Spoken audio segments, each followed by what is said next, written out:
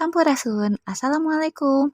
Tepang deui di sesi Kemis Nyunda edisi spesial Mieling Poe Basa Indung Sadunia 21 Februari 2024. Spesial oge caritana rerencangan sadaya, judulna Wius ku Abdi Diraosan, karya Alia Anggasari, nu narjamahkeunna Bapak Teddy Muhtadin sareng rerengan, sumberna ti Let's Read The Asia Foundation. Pokona mah matak ngacai ieu mah macana oge. Supados teu penasaran, orang langsung wae ngawitan. Yuk, aya nu ngahiliwir seungit di dapur. Seungit naon nya? Oh iya nu seungit teh. Emak nyiapkeun kue kanggo tamu. Wios diraosan, Mak. Saur emak abdi wios ngaraosan.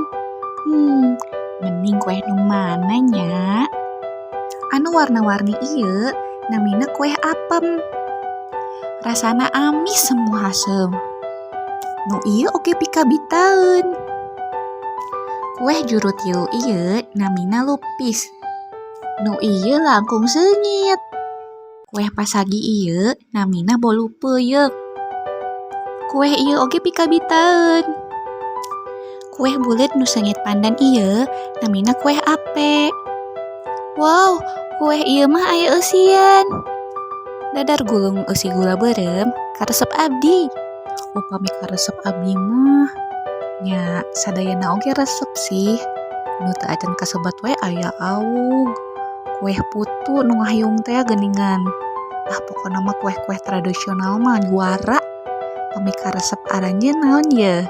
Coba komen. Cag parantos heula carita ti Sim Kuring di sesi ayeuna. Insyaallah minggon payun tepang deui via suara di Cerita Biu dina carita barudak nu sanesna. Sampurasun. Assalamualaikum.